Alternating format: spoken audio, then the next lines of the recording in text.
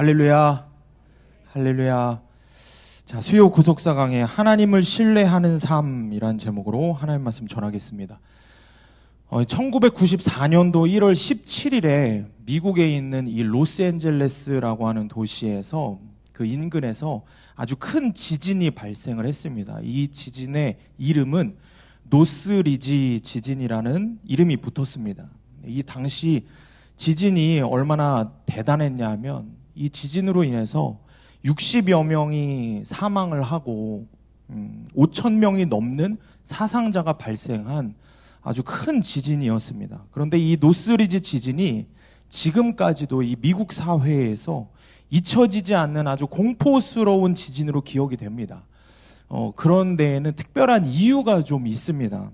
지진이 발생했을 당시에 부상자들에게 이제 당국에서 응급처치를 했습니다. 응급처치를 했음에도 불구하고 이후에 많은 사망자가 더 발생을 한 겁니다. 그러니까 당초에 60여 명의 사망자로 집계가 됐는데 얼마 후에는 70명이 넘는 사망자로 바뀌어서 보도가 됐고 또 5천여 명의 사상자로 당초에 집계가 되었는데 얼마 지나지 않아서 무려 10,000명이 넘는 사상자가 신고가 되었다고 합니다. 그러니까 추가 피해자들이 잇따라 발생을 하게 된 겁니다. 이게 분명 사고 당시에는 특별한 외상이 없는 그런 생존자들이었는데 얼마 지나지 않아서 고통을 호소하면서 사망을 하게 되고 후유증에 시달리게 되는 부상자들이 잇따라 발생을 한 겁니다. 여러분 도대체 이유가 무엇일까요? 당시에 캘리포니아 당국이 이거를 이제 파견을 해서 조사를 좀 해보니까 이유가 있는데 바로 심장마비였다고 합니다. 피해자들의 공통점이 추가로 피해를 받아서 사망을 하거나 후유증에 시달린 사람들의 공통점이 이 심장과 관련된 질환을 앓았다고 합니다. 다시 말해서 이들이 죽을 정도로 놀랐다라는 겁니다. 이 기사를 통해서 사람의 마음과 심장 질환이 깊은 연관성을 가진다라는 이것이 정신심장학계에서 새로운 연구에 불을 지피게 되었습니다. 그래서 이후에 한 신문에 이런 머릿 기사가 달렸습니다. 마음이 우리의 심장을 병들게 한다. 마음이 우리의 심장을, 우리의 육체를 병들게 한다. 그러니까 지진과 같은 갑작스러운 충격뿐만이 아닙니다, 여러분. 우리가 현대사회를 살다 보면은 스트레스도 받게 되고 근심을 하게 되고 우울증은 너무 만연한 병이 돼버렸습니다. 이 우울증과 같은 그런 정신적인 질병이나 이런 것들이 지속될 때 우리의 심장에 큰 악영향을 미치게 된다라는 겁니다. 여러분, 이것은 결국에 우리의 육신이 우리의 마음과 얼마나 깊이 연관되어 있는지를 잘 보여주는 것입니다. 그래서 오늘 본문의 말씀은 우리의 마음을 잘 지키는 방법에 대해서 말씀을 하고 있습니다. 하나님을 신뢰하는 삶을 살아야 된다 말씀을 합니다. 주님은 믿음이 없이 내일 일을 염려하는 우리를 오늘 말씀을 통해서 책망을 하십니다. 어제 일로는 근심하고 내일 일로는 염려하는 우리에게 하나님의 자녀답게 먼저 하나님의 나라와 의를 구해야 한다라고 가르치고 계십니다. 사랑하는 여러분, 오늘 말씀을 통해서 어제 일로 근심하고 또 내일 일로 염려하는 우리의 이 믿음 없음을 내려놓고 100% 오르신 하나님을 만나는 시간이 되기를 원합니다. 그 하나님께서 나에게 필요한 것을 알맞게 채워주시는구나, 이 믿음을 갖고 하나님의 나라와 의를 구하는 은혜의 시간이 되길 주님의 이름으로 축원합니다. 첫 번째로 염려하지 말고 하나님을 믿어야 합니다. 오늘 본문의 25절 말씀을 우리가 함께 읽겠습니다. 25절 말씀 시작. 그러므로 내가 너희에게 이르노니 목숨을 위하여 무엇을 먹을까 무엇을 마실까 몸을 위하여 무엇을 입을까 염려하지 말라. 목숨이 음식보다 중하지 아니하며 몸이 의복보다 중하지 아니하냐. 자, 여러분, 염려라는 단어에 대해서 우리가 좀 살펴봐야 됩니다. 염려라는 단어가 여러분 무슨 뜻입니까? 이 염려라는 말 자체는 그대로 해석하면은 이제 앞으로 일어날 일들에 대해서 근심하고 걱정하는 거를 염려라고 합니다. 그런데 오늘 성경에서 말씀하고 있는 이 염려라는 단어의 헬라어 원어를 분석을 해보면 단순히 앞으로 일어날 일 또는 지금 당장 눈앞에 일어난 사건에 대한 걱정과 근심 이것만을 말하는 게 아닙니다.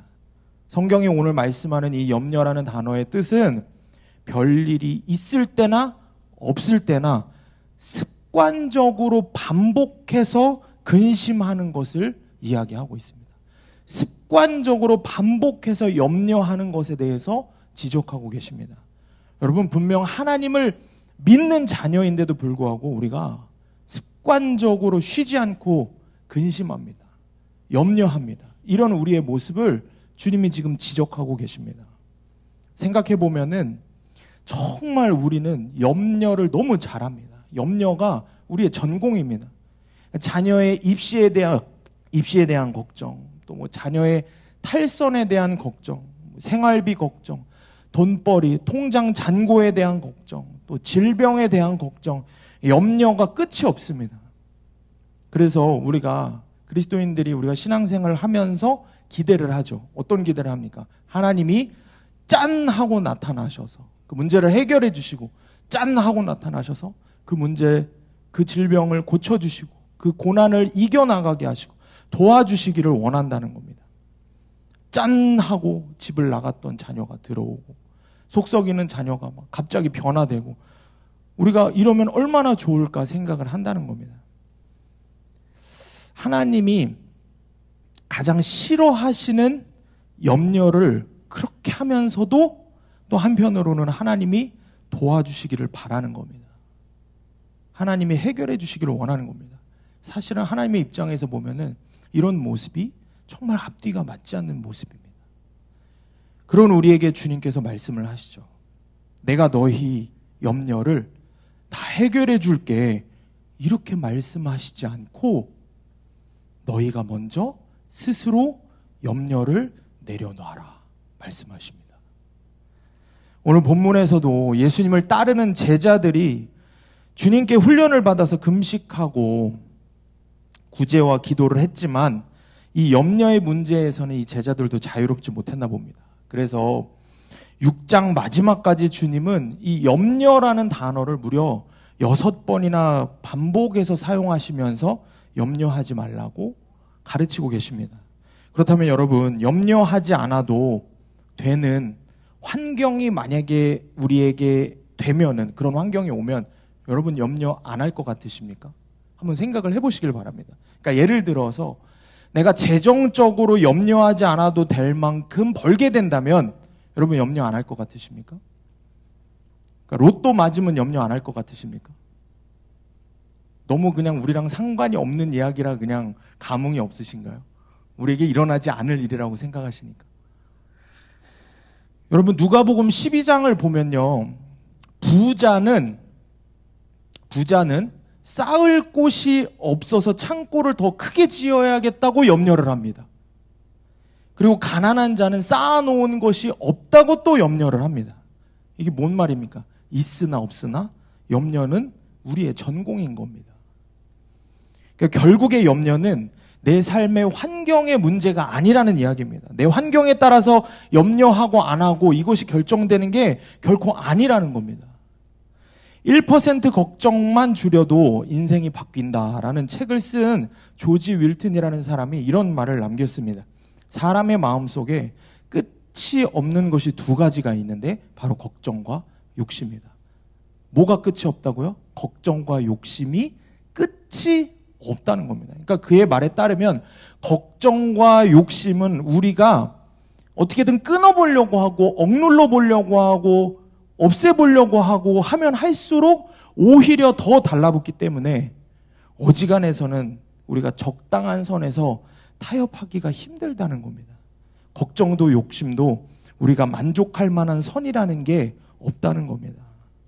지금 당장 내 앞에 있는 문제가 해결되면 그럼 걱정과 욕심이 사라질 텐데 생각하지만 그 문제들이 해결되더라도 우리의 걱정과 욕심은 끝이 없다는 말입니다. 우리는 우리가 얼마나 이 걱정과 욕심이 가득한 삶 속에서 사는지 우리 스스로를 잘 모릅니다. 예를 들어서 여러분, 욕심을 한번 놓고 생각을 해볼까요? 돈에 대한 욕심, 출세에 대한 욕심, 이런 걸 일반적으로 우리가 생각을 할 텐데, 우리가 이 욕심에 대해서 더 깊이 우리의 삶을 좀 돌아보면서 묵상을 하면은 우리가 부리는 욕심이 이 정도가 아닙니다. 알게 모르게 우리가 부리는 욕심이 얼마나 많은지 모릅니다. 하다못해 길을 가다가 넘어지지 말아야지, 웃음거리가 되면 안 되는데, 이런 욕심도 있고, 뭐 휴가를 가도 내가 남들보다 그래도 잘 가야 되는데, 휴가를 좀 내 만족스럽게, 나의 만족스럽게 갔다 와야 되는데, 돈은 돈대로 쓰고 만족스럽지 않으면 안 되는데 하는 걱정과 욕심. 집을 사도 남들보다 조금 더 넓은 집, 좋은 집에 살아야 되는데 하는 욕심.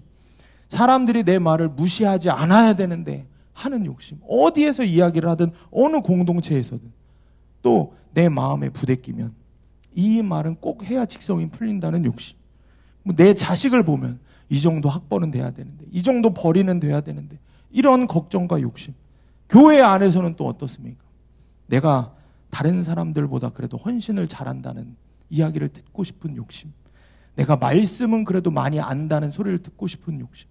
기도를 더 한다는 이야기를, 거룩해 보인다, 경건해 보인다라는 소리를 듣고 싶은 욕심. 그러니까 우리가 정말 한번 우리 스스로 생각을 해보면 우리의 욕심은 끝이 없습니다. 생각을 해보면 해볼수록 우리의 삶의 모든 것들이 욕심과 걱정으로 가득 차 있다라는 겁니다. 염려 가운데 살고 있는 겁니다. 염려 속에서 살고 있는 겁니다. 그런데 여러분, 한 통계에 따르면은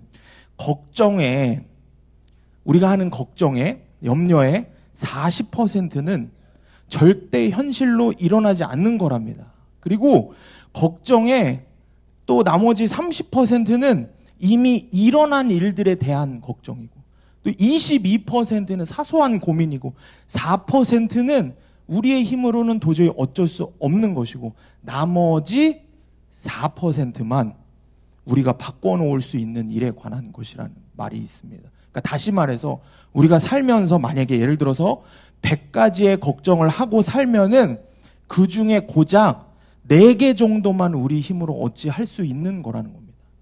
무슨 뜻입니까? 나머지 96개는 쓸데없는 걱정을 하면서 산다는 겁니다. 우리가 어찌 할 수 없는데도 그렇게 걱정을 하면서 산다는 겁니다. 자, 그렇다면 여러분, 우리가 왜 이렇게 쉬지 않고 염려하고 걱정하면서 살까요? 도대체 이유가 무엇일까요? 가장 중심에는 우리가 하나님에 대한 믿음이 없기 때문입니다. 다시 말해서 하나님을 향한 신뢰가 없기 때문입니다. 순회선교단의 김용희 선교사님은 이것에 대해서 이렇게 말씀을 하십니다. 우리의 믿음에 부도가 났다. 우리의 믿음에 부도가 난 겁니다. 여러분, 부도가 난 게 뭡니까? 내가 정말 하나님 믿는 믿음이 있는 줄 알았는데 상황과 환경이 조금만 어려워지면 그대로 드러나는 겁니다. 내가 믿고 있던, 내 안에 있다고 생각했던 그 믿음이 아무런 힘을 쓰지 못하는 겁니다. 믿음을 좀 써보려고 하는데 쓸 믿음이 아예 없는 겁니다. 내 믿음이 부도난 어음, 가짜 믿음이라는 게 드러나는 겁니다. 사실은 내 안에 하나님을 향한 믿음이 전혀 없었던 겁니다. 이게 우리의 실상이라는 겁니다. 염려하는 우리의 실상인 겁니다. 순회선교단에 김용희 선교사님 간증이 하나 있습니다. 선교사님이 80년대에 이제 개인 사업을 하시면서 그때 당시에는 그래도 먹고 살 만큼 버셨다고 합니다. 그런데 어느 날 이 선교사님이 평신도 시절에 예수님 십자가 복음을 경험하게 된 겁니다. 그리고 이제 삶이 완전히 바뀐 거예요. 그러니까 자기의 모든 재산을 다 털고 5 식구와 함께 하나님께 이제 순회 선교사로 자기 인생을 바친 겁니다. 그러니까 어마어마한 믿음의 결단이에요. 오직 믿음 하나로 세상에서의 삶을 다 정리하고 강원도의 한 산골짜기 교회에 들어가서 개척을 하셨답니다. 근데 이 선교사님이 처음 개척한 교회는 이게 말만 교회지 교회다운 교회가 아니었답니다. 그냥 폐가를 청소만 하고 그대로 거기서 그냥 사신 거예요. 그러니까 당연히 뭐 전기도 없고 물도 안 들어, 물도 없고 뭐 화장실도 없었답니다. 방문이라고는 있는데 이게 창호지 한 장에 간신히 발라져 있어서 겨울이 되면은 바깥의 온도와 안의 온도가 똑같답니다. 얼마나 말도 안 되게 추웠겠습니까? 그래도 하나님께서 매일 먹을 것을 때에 따라 공급해 주시고 가족들의 마음을 지켜주시고 믿음으로 살 수 있도록 허락을 해주셨다고 합니다. 그런데 문제는 이제 어느 추운 날, 오늘도 냉골에서 우리 5 식구가 껴안고 자야겠구나 생각을 하고 있는데 선교사님 눈에 들어온 게 하나 있는 겁니다. 아직 풀지 않은 짐꾸러미 속에 아주 작은, 그냥 혼자 앉을 수 있는 1인용 전기장판 하나가 눈에 보이는 겁니다. 야, 저거 하나면은 우리 5 식구가 엉덩이라도 맞붙여서 거기서 조금 따뜻하게 있을 수 있겠구나 싶은 겁니다. 그래서 이제 우리 집은 전기가 안 나오니까 옆집에 부탁을 해서 전기를 끌어다가 이제 쓰는 거예요. 허락을 받고 전기를 끌어다 쓰기로 했습니다. 선교사님 말씀에 따르면 이 전기를 처음 꽂고 전기장판에 불이 들어온 날, 거기서 그 위에서 5 식구가 이제 엉덩이만 붙여 앉아가고 그 작은 장판에 의해서 자는데 최고급 아파트가 부럽지 않았답니다. 너무 행복했답니다. 그런데 이 전기를 끌어다 쓰는 거는 문제가 안 됐는데 정작 다른 데서 이제 문제가 생기는 겁니다. 그게 뭐 얼마 안 되는 액수지만 매달 나오는 전기세를 이제 감당을 해야 하는데 제대로 후원도 받지 않는 선교사가, 순회 선교사가 이게 감당을 할 수가 없는 겁니다. 그래서 선교사님이 당연히 이제 생각을 한 거예요. 이 정도야 우리 주님이 당연히 채워주시겠지 생각을 한 겁니다. 내가 전 재산을 드리고 오직 주님 위해서 온 가족 데리고 이 산골짜기에 들어왔는데 복음을 전하고 있는데 당연히 주님 채워주시겠지 믿은 겁니다. 그런데 주님이 어떻게 하실까요? 1달이 지나도 2달이 지나도 3달이 지나도 이게 전기세가 어떻게 뭐 생길 기미가 보이지 않는 겁니다. 허락하지 않으신 겁니다. 결국에 옆집에서 3개월이 지날 때까지 전기세 내지 않으면, 더 이상 이제 내지 않으면 전기 이제 못 주겠다고, 전기를 끊어버리겠다고 통보를 한 겁니다. 그래서 시간이 그렇게 하루로 지나서 전기세를 내야 하는 마지막 토요일 날 아침이 됐습니다. 자, 믿음의 시간이 왔습니다. 여러분 어땠을까요? 우리 주님이 어떻게 하셨을까요? 채워주셨을까요? 안 채워주셨을까요? 믿음이 좋으신 우리 성도님들은 당연히 채워주셨을 거로.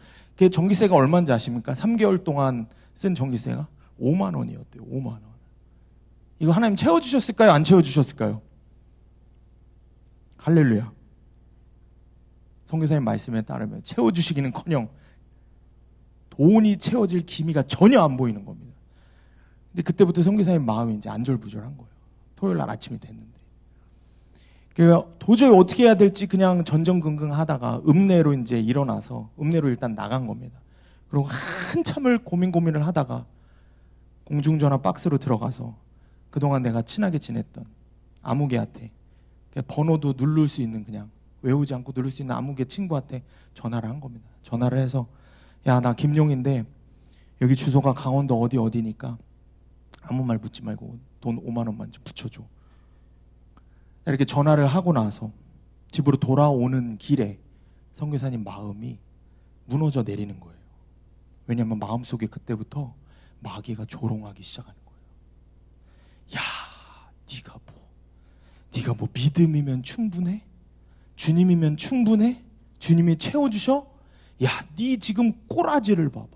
네가 지금 어디다 전화하고 왔어? 네 꼬라지를 한번 봐봐.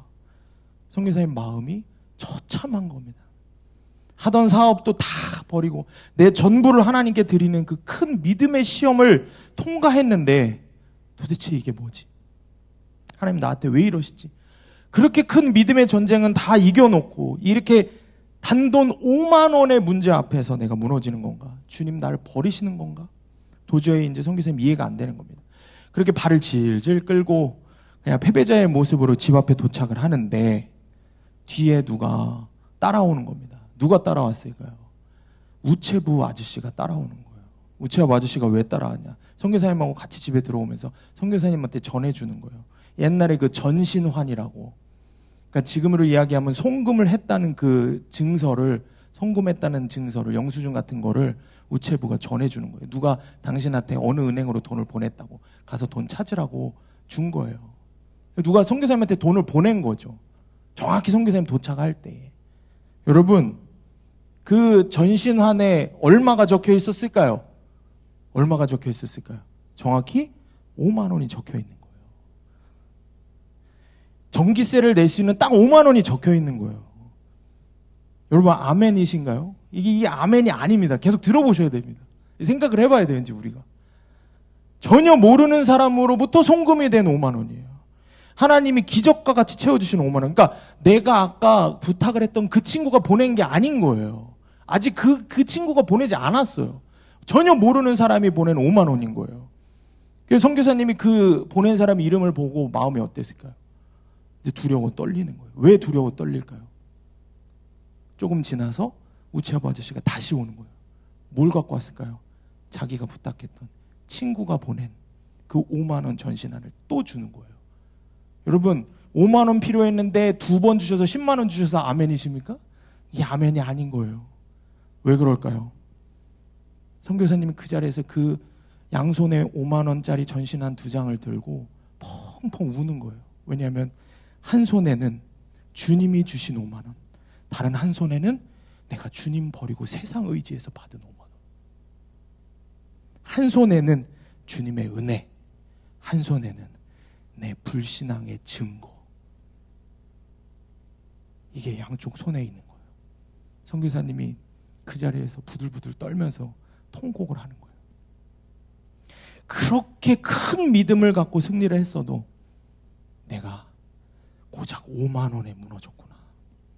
고작 5만 원에 주님 신뢰하지 못했구나. 왜 나를 버리셨냐고, 왜 나한테 이런 시험을 주셨냐고 주님 원망했구나. 말 그대로 내 믿음이 큰 믿음인 줄 알았는데 내 믿음이 부도난 믿음이었구나. 나의 믿음 없음을, 그래서 염려했음을 자신의 실존을 그제서야 깨닫게 됐다고 고백을 하십니다. 사랑하는 여러분, 염려하고 계십니까? 습관적으로 나도 모르게 계속 염려 가운데 살고 계시지는 않습니까? 여러분의 믿음을 점검해 보시기를 축원합니다.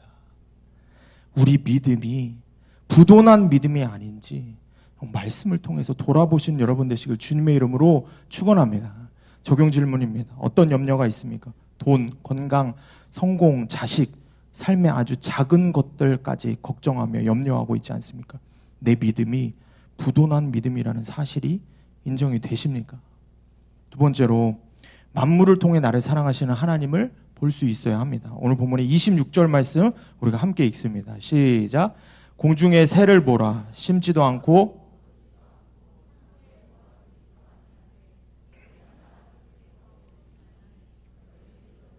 귀하지 아니하냐.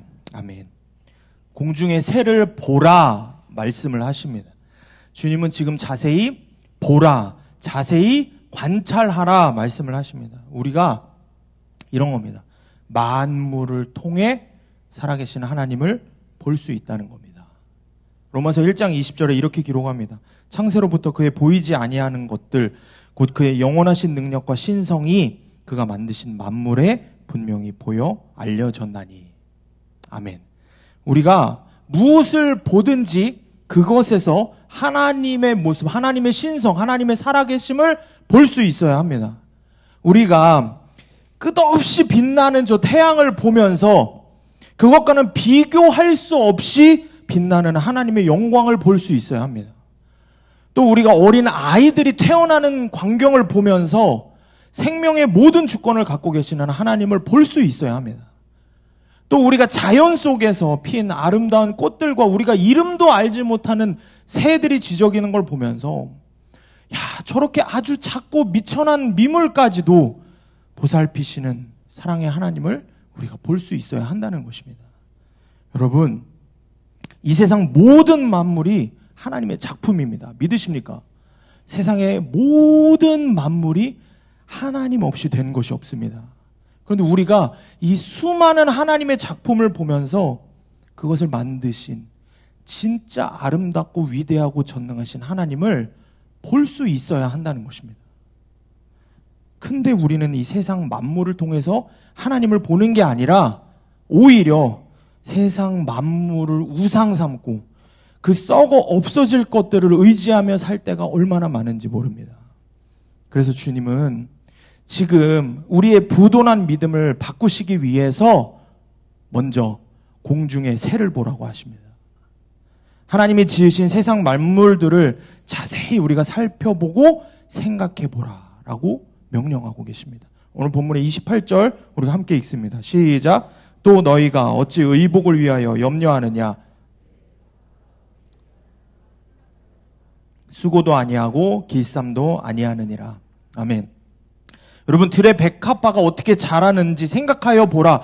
주의 깊게 생각하고 살펴보고 깨달으라 라고 말씀을 하십니다. 여러분, 들의 백합화를 보고 저거 어떻게 저거 자랄는가, 그렇게 우리가 염려할 게 아니라 우리가 전혀 그것들을 돌보지 않아도 하나님께서 아름답게 자라게 하신다라는 것을, 우리가 그것을 통해서 살아계신 하나님과 전능하신 하나님을 깨달아야 한다는 것입니다.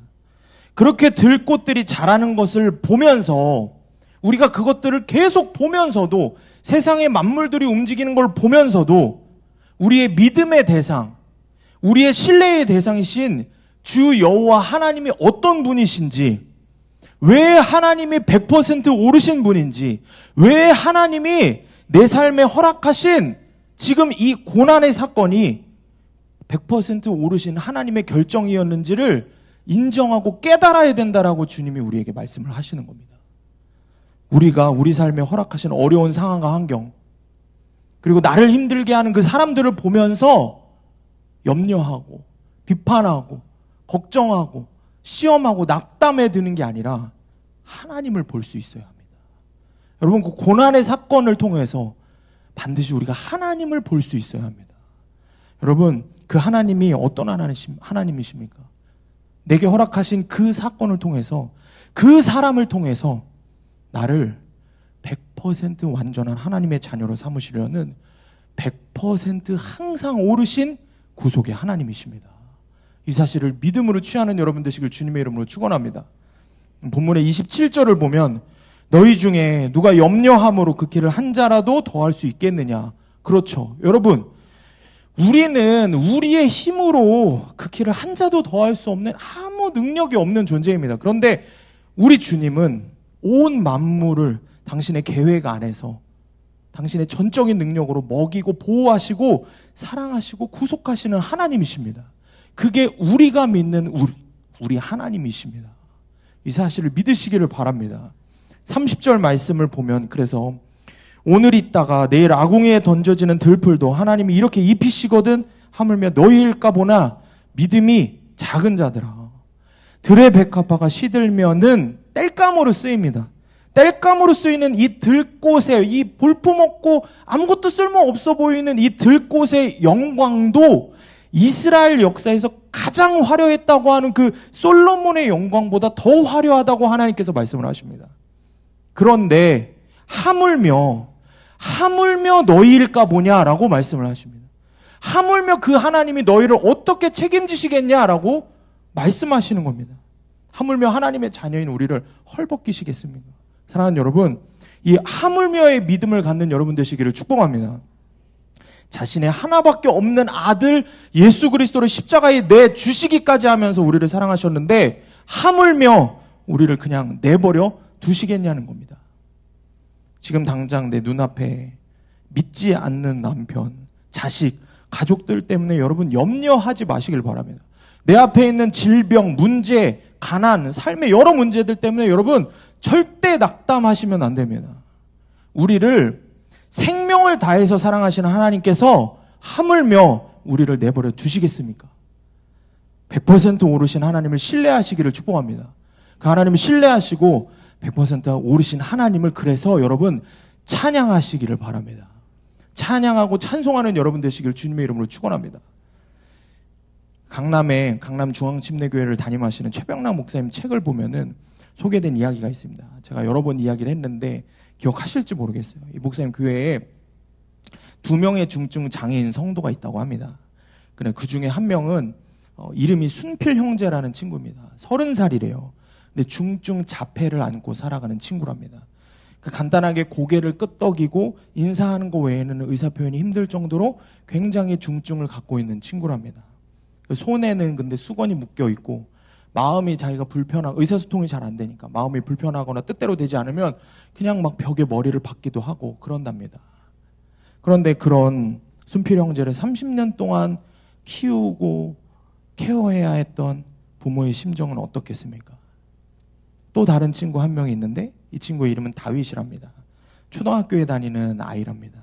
근데 이 다윗이도 자폐 판정을 받았다고 합니다. 원래 다윗의 부모님이 다윗을 임신하고 나서 이 아이가 하나님 종이 되기를 원하는 마음으로, 목회자가 되기를 원하는 마음으로 아이를 태어나자마자 다윗이라고 지은 거예요. 그런데 키우다 보니까 아이가 조금 이상해서 검사를 받아보니까 이 아이도 자폐 판정을 받은 겁니다. 이 두 가정을 보면은 최병락 목사님 마음이 항상 무거운 거예요. 그런데 참 감사한 거는 그 교회에서 가장 신실하고 열정적으로 기도하고 섬기는 게 이 순필 형제와 다윗의 부모님들이라고 합니다. 금요성령 집회를 하면은 강대상 앞에 나와서 그 부모님들이 가장 열심히 애절한 모습으로 기도를 한다고 합니다. 여러분 어떤 기도를 할 것 같으십니까? 여러분 어떤 생각을, 어떤 기도 제목이 떠오르십니까? 목사님이 궁금하신 거예요. 뭘 저렇게, 그래 기도할 만하지, 그래 기도해야지, 어떻게 저렇게 애절하게 기도를 할까, 뭐라고 기도를 할까 궁금하셔서 한 번은 가까이 가서 그들의 기도를 한번 들어봤답니다. 목사님 생각하실 때 하나님 왜 저희 가정에 이런 고난을 주셨습니까? 지금 도저히 감당이 안 됩니다. 너무 어렵습니다. 이렇게 기도할 줄 알았던 거예요. 그런데 그들의 기도를 듣고 목사님이 깜짝 놀라신 거예요. 이렇게 기도를 한다랍니다. 하나님이 계시다면 우리에게 어떻게 이런 일이 일어납니까? 라고 말하지 않고 하나님이 계시지 않았다면 우리가 이 고통을 어떻게 이겨내겠습니까? 주님 감사합니다. 이런 고백을 눈물로 매일매일 하신다는 겁니다. 도저히 가늠이 안 되는 인생의 그 무게 앞에서, 그 고난 앞에서 하나님이 계신데 하나님 어떻게 나한테 이렇게 하십니까? 라고 고백하는 게 아니라 하나님이 계시기 때문에 내가 오늘도 살 수 있습니다. 이렇게 고백을 하는 겁니다. 사랑하는 여러분, 이것이 고난의 사건을 통해서 하나님을 바라보는 사람의 모습인 것입니다. 하물며의 믿음을 가진 사람의 모습인 것입니다. 여러분 삶에 하나님 허락하신 고난을 통해서 여러분 하나님을 더욱 바라보고 계십니까? 하나님 더 의지하고 계십니까? 아니면 염려하고 낙담하고 주저앉아서 한숨 쉬고 눈물 흘리고 계시지는 않습니까? 여러분 옆에를 보셔야 됩니다. 믿음의 눈으로 여러분 옆에서 지금도 함께 호흡하시며 지키고 보호하시는 그 하나님을 보는 눈이 열리길 주님의 이름으로 축원합니다. 오늘 제가 이 설교를 하러 올라오는 가운데에도 주님, 이 염려에 대해서, 믿음에 대해서 설교를 해야 되는데 주님은 어떤 마음이십니까? 물었을 때 주님이 제게 보여주셨던 마음은, 주님이 보여주셨던 그림은 지금 고난 가운데 있는 여러분 옆에서 여러분보다 더 간절한 마음으로 눈물 흘리며 기도하고 계십니다. 그 주님을 바라보는 눈이 열리길 주님의 이름으로 축원합니다. 하물며의 믿음을 가지는 여러분 되시길 축복합니다. 그래서 내 앞에 고난의 사건을 통해서 나를 힘들게 하는 사람들을 통해서 하나님을 볼 수 있는 이 축복을 누리는 여러분 되시기를 주님의 이름으로 축복합니다. 적용 질문입니다. 고난의 사건과 사람 앞에서 걱정하고 염려하는 것이 아니라 하물며의 믿음을 갖고 100% 오르신 하나님을 바라보고 있으십니까? 마지막으로 세 번째는 먼저 하나님의 나라와 하나님의 의를 구해야 합니다. 오늘 본문의 32절 말씀 우리 함께 읽습니다. 시작. 이는 다 이방인들이 구하는 것이라 아시느니라. 아멘. 자, 이방인들은 무엇을 입을까 먹을까 마실까 구하면서 이렇게 구하는 것은 철저하게 육신의 쾌락과 행복을 위한 것이라고 말씀을 하는 겁니다. 그러나 하나님의 자녀인 우리는 하나님 나라의 영생, 하나님 나라의 의를 구해야 한다라고 말씀을 하고 있습니다. 그런데 우리가 세상 사람들과 똑같은 것을 구하고 있으니까 그리스도인이라는 이름표는 달고 있지만 문제가 생기면 영락없이 부도난 믿음이 그대로 드러나서 하물며의 믿음은 찾아볼 수도 없고 그저 내 눈앞에 보여있는 내 눈앞에 닥치는 고난 때문에 그냥 주저앉아서 세상과 똑같은, 세상 이방인들과 똑같은 방법으로 사는 걸 보고 염려하고 한숨 쉬는 걸 보고 주님이 슬퍼하시는 겁니다. 주님 말씀하시는 거예요. 얘야, 너에게 있어야 될 것을 내가 다 안다 말씀을 하시는 거예요. 네가 필요한 것을 너보다 내가 더 잘 안다 말씀을 하시는 겁니다. 여러분, 온 만물의 주인이신, 만드신 것뿐만이 아니라 지금까지도 그것들을 운행해 가시는 전능하신 하나님께서, 그 나의 아버지께서 너한테 필요한 걸 내가 다 안다 말씀하시면 여러분, 우리는 무엇을 구해야 하겠습니까? 오늘 본문의 33절을 보면 그런즉 너희는 먼저 그의 나라와 그의 의를 구하라. 그리하면 이 모든 것을 너희에게 더하시리라. 아멘이십니까? 하나님 나라와 하나님 의를 구해야 합니다. 문제 해결과 소원 성취가 아닙니다. 여러분, 하나님 나라와 하나님 의를 구한다는 이 말 자체가 무슨 뜻일까요? 막강한 권력을 자랑했던 프랑스의 루이 14세가 이런 유명한 말을 남겼습니다. 짐이 곧 국가다. 여러분, 세상 나라 하나를 통치하는 왕도 이런 얘기를 합니다. 그러므로 생각해보면 하나님의 나라와 의를 구한다는 것은 결국에 하나님 그분 자신을 구하는 것입니다. 하나님 그분 자체를 구하는 것이 하나님 나라와 의를 구하는 것입니다. 오직 하나님 한 분만을 신뢰한다는 믿음의 고백인 것입니다. 내가 하나님 한 분만을 구할 때 내 삶에 하나님의 통치가 임하고 내 삶에 하나님의 나라가 임하게 되는 것입니다. 그러면 여러분, 세상의 것들은 저절로 주어지는 것입니다. 여러분, 잘 들으셔야 돼요. 이 말이 세상의 것들을 가지기 위해서 하나님 나라와 의를 구하라는 게 아닙니다. 목적이 그게 아닙니다. 목적은, 본질은 언제나 하나님 그분이십니다. 여러분, 우리가 이 사실을 혼동하면 안 됩니다. 그래서 하나님 한 분만을 갈망하며 그분만을 구하고 그분만을 붙잡고 살면 하나님께서 내 삶을 온전히 책임지신다 약속하고 계시는 겁니다. 우선순위를 분명히 하시는 여러분 되시길 주님의 이름으로 축복합니다. 예전에 제가 들었던 말씀인데, 저의 이야기인데, 지금 보시는 바와 같이 제가 이렇게 보시는 바와 같이 어릴 적부터 제가 몸이 많이 허약했습니다. 지금도 많이 이렇게 허약해 보이잖아요, 사람이. 굉장히 야위어서.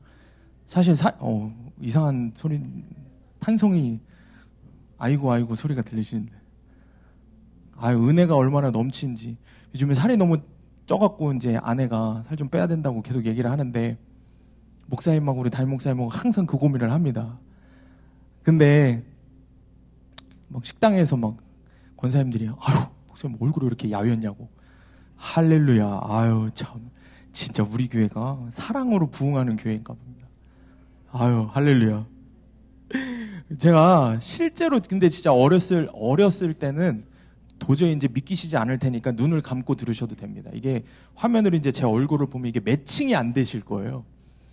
그래서 제가 이런 얘기를 하면 굉장히 다들 즐거워하시네요. 근데 제가 정말 어렸을 때는 허약했어요. 제가 인큐베이터도 들어갈 뻔했습니다.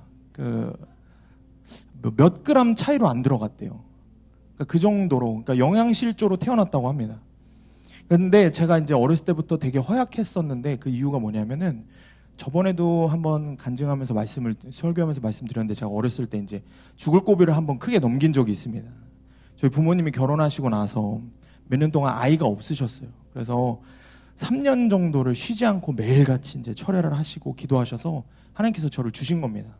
근데 이제 너무 형편이 어려워서 임신하셨던 어머니가 제대로 저를 임신하고도 먹지를 못한 거예요. 그러니까 제가 영양실조로 지금과 같이 그런 모습으로 태어난 거예요. 근데 엎친 데 덮친 격으로 이게 이제 영양실조니까 이제 면역력도 없겠고 그럴 텐데, 이 갓난 아이를, 몸도 성취하는 아이를 데리고 부모님이 이제 계속 밤에 철야를 하고 그러셨어요. 그러니까 제가 이제 폐렴에 걸린 거예요. 어릴 때, 아주 아기 때, 갓난 아기 때 급성 폐렴에 걸린 겁니다. 병원에 이제 가서 진단을 받았는데, 말씀하시는 거로는 살 수 있는 확률이 30%도 안 된다고 이야기를 하는 거예요. 그러니까 무조건 빨리 치료를 받아야 된다라고 한 거죠. 근데 문제는 하루도 병원에서 치료받을 돈이 없는 거예요. 하루도. 정말 찢어지게 가난했거든요. 입원은 뭐 꿈도 못 꾸고. 근데 그래서 하나님이 저를 살려주셨다고 지난번에 제가 간증을 하고 마쳤어요. 근데 사실은 이제 거기에 이제 비하인드 스토리가 좀 더 있습니다. 그걸 좀 말씀드리려고 합니다.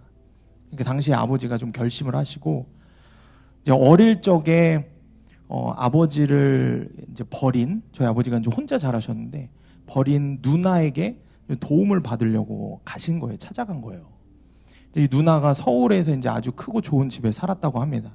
그러니까 세상 방법으로 잘 먹고 잘 사는 그런 부자였대요. 연을 끊고 지냈죠. 아버지가 어릴 때 버렸으니까.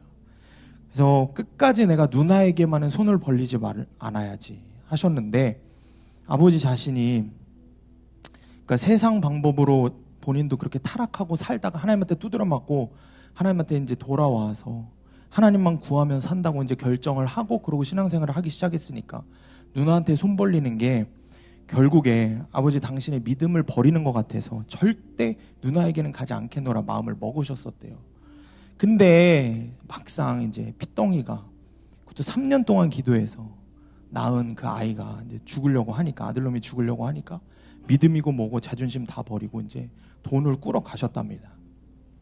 그런데 그렇게 이제 누나 집 앞에까지 가기는 갔는데 들어가지를 못하고 그 담벼락에서 고민을 하고 서성이고 고민하다가 그러고 있는데 갑자기 아버지 마음에 정말 쩌렁쩌렁하게 이런 소리가 하나 들리더랍니다. 사람 앞에 무릎 꿇으면 사람 종이 되고 하나님 앞에 무릎 꿇으면 하나님 종이 된다. 이런 마음이 계속 마음에서 울려 퍼지는 거예요. 그리고 이상하게 그때부터 발바닥이 마치 땅에 붙은 것처럼 발걸음이 한 걸음도 움직여지지가 않는 겁니다. 아, 주님이시구나. 그걸 깨닫고 그 자리에서 그냥 주저앉아서 그냥 목 놓아서 울기 시작을 한 거예요. 그래서 하신 말씀이 하나님 내가 당신한테 무릎을 꿇겠습니다. 아이 못 낳는 아내에게 아이를 주셔서 기적을 베푸시는 하나님이십니다. 그러니까 내가 하나님께 무릎 꿇겠습니다. 당신께 원하신다면 내 몸에 각을 떠서라도 드릴 테니까 내 새끼를 살려주시던 데려가시던 당신 뜻대로 하시고 하나님 뜻대로 하시라고. 그리고 거기 그 자리에서 그렇게 통곡을 하셨대요. 기도가 아니라 절규였다고. 누나 집은 이제 거들떠 보지도 않고 발걸음을 돌려서 집으로 돌아와서 좀 병원에 있지도 않으니까 이제 열이 펄펄 끓는 저를 이제 부모님이 어머니하고 아버지하고 강단에 이제 올려놓고 밤새 이제 기도를 하시기 시작하는 거예요. 밤이 새도록 열이 40도가 넘는 아이는 아파서 울고 그 부모는 가슴이 찢어져서 울고 밤이 새도록 그렇게 눈물 바다가 된 거예요.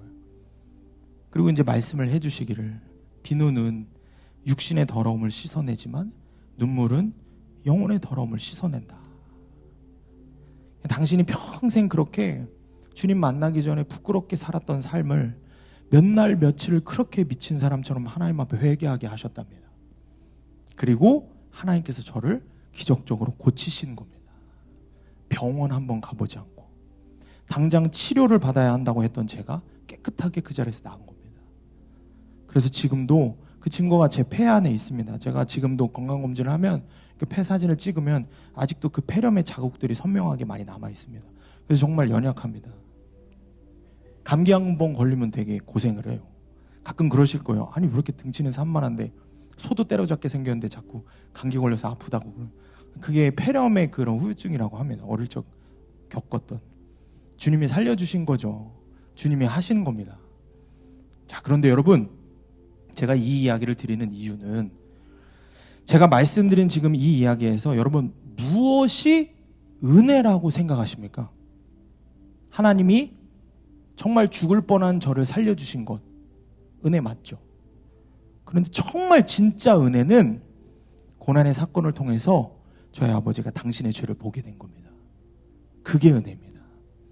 여전히 세상 의지하면서 살던 자신의 부도난 믿음을 보게 된 것이 은혜입니다. 그리고 더 이상 세상에 무릎 꿇지 않고 하나님 앞에 무릎 꿇겠다고 결단을 하게 된 것이 진짜 은혜입니다. 고난을 통해서 하나님을 보게 된 것이 은혜인 것입니다. 더 이상 문제 해결과 소원 성취를 위한 그런 가짜 믿음이 아니라 그것이 드러나게 되고 하나님 앞에 결국에 무릎 꿇게 된 것.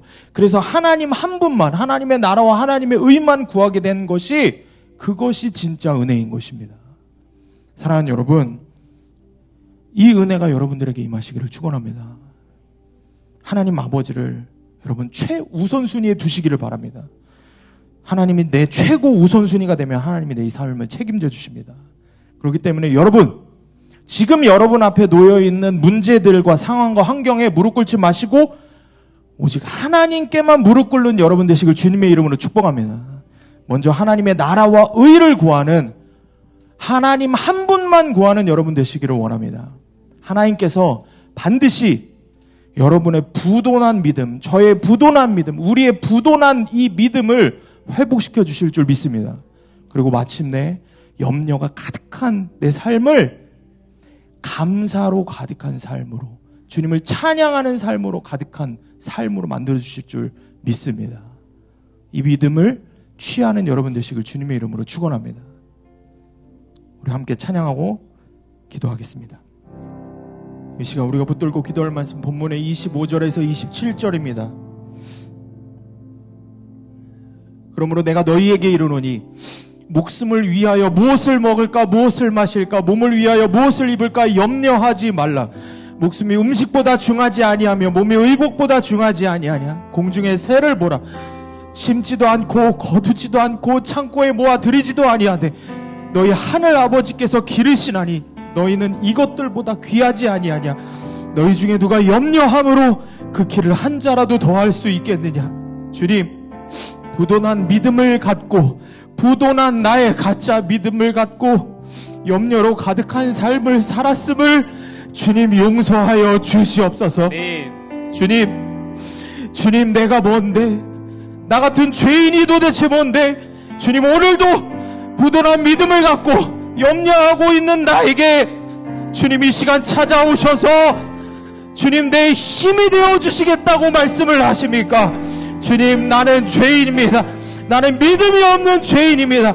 내 삶에 찾아온 이 고난을 어찌하지 못해서, 어찌해야 할지 몰라서 주님을 찾는 게 아니라 한숨 쉬고 낙담하고 염려로 가득 차 있던 믿음 없는 죄인임을 주님 앞에 고백합니다. 아멘. 주님, 이 시간 나를 불쌍히 여겨 주시옵소서. 아멘. 오늘 이 밤에 회개의 영을 부어 주시옵소서. 아멘. 내 마음을 내가 어찌하지 못하오니 성령님 나를 살려 주시옵소서. 아멘. 나를 고쳐 주시옵소서. 긍휼히 여겨 주시옵소서. 아멘. 성령님 감권적으로 역사하여 주시옵소서. 우리 같이 주여 한번 외치고 동성으로 기도합니다. 주여, 주여, 님은 주여,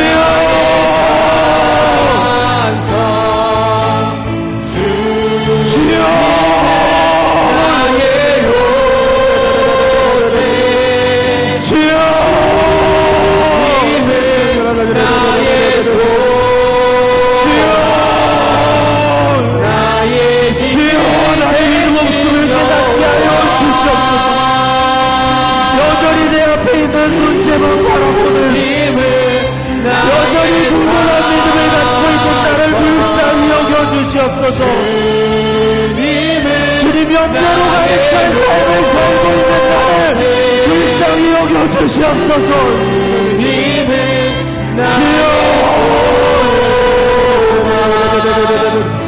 주여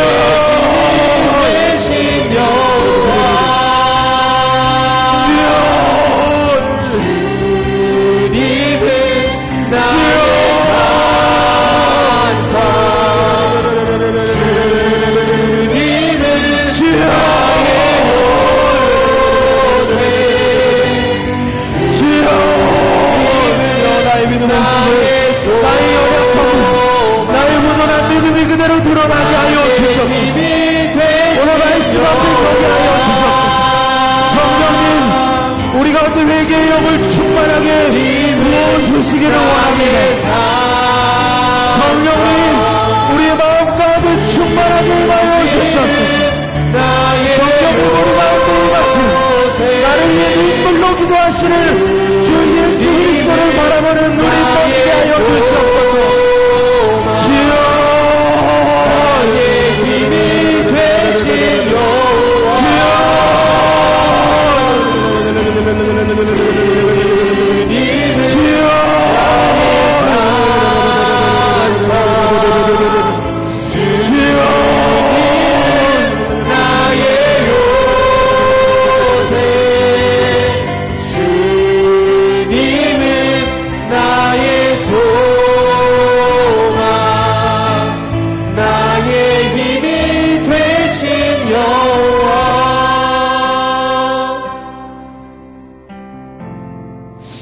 이 시간 여러분을 주님이 임재하시는 이 거룩한 강단 앞으로 초청합니다.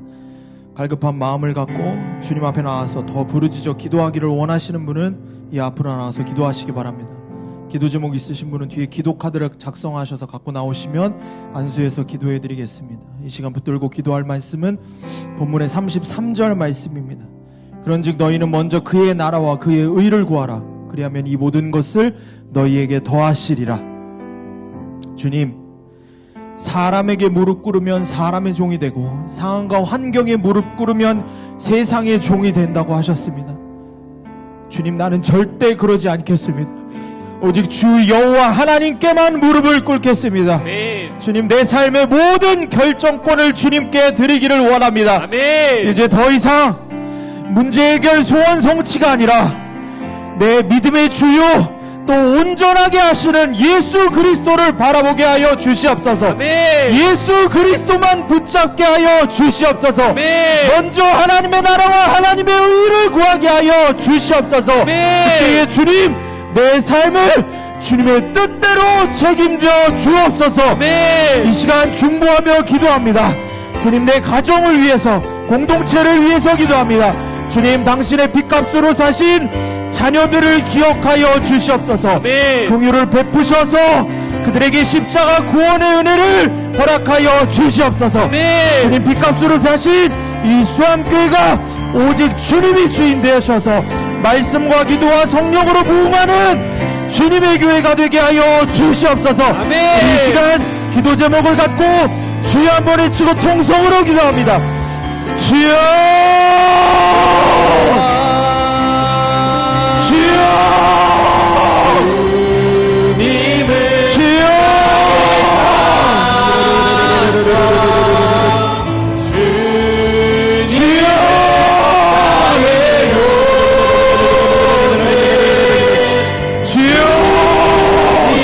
성령님 우리 가운데 충만하게 임하셔서 우리 입술을 주장하시고 우리의 마음을 열어주셔서 하나님 나라 하나님 의를 구하게 하여 주시옵소서.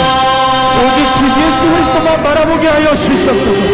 주님을 바라보지 못하게 하는 마음의 모든 염려와 근심과 마음의 고난의 사건과 환경들을 예수 그리스도의 이름으로 명하노니 떠나갈지어다. 성령님 우리 가운데 충만하게 임하셔서 우리의 입술을 주장하시고 우리의 마음을 결론난 마음을 갖게 하소서. 주님 앞에 우리의 마음을, 우리의 전심을 들게 하여 주셔서 내 삶을, 내 가정의 결정권을 주님께 올려드리게 하여 주시옵소서. 주님의 뜻대로 이루어지기를 간구하게 하여 주시옵소서. 주여,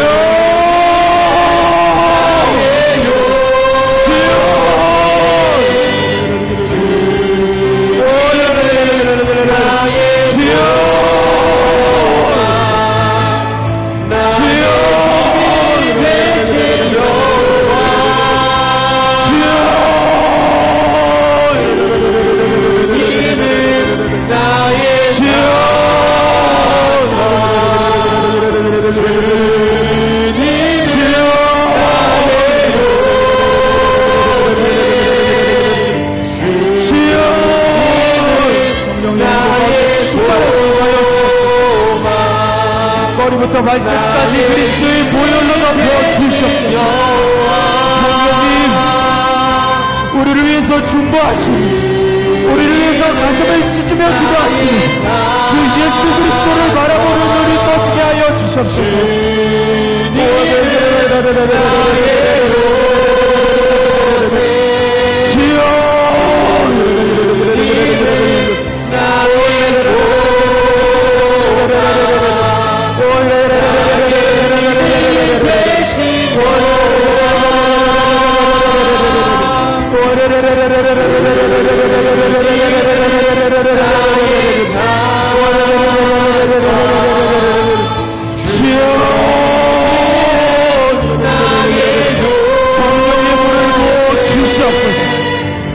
오늘 이 밤에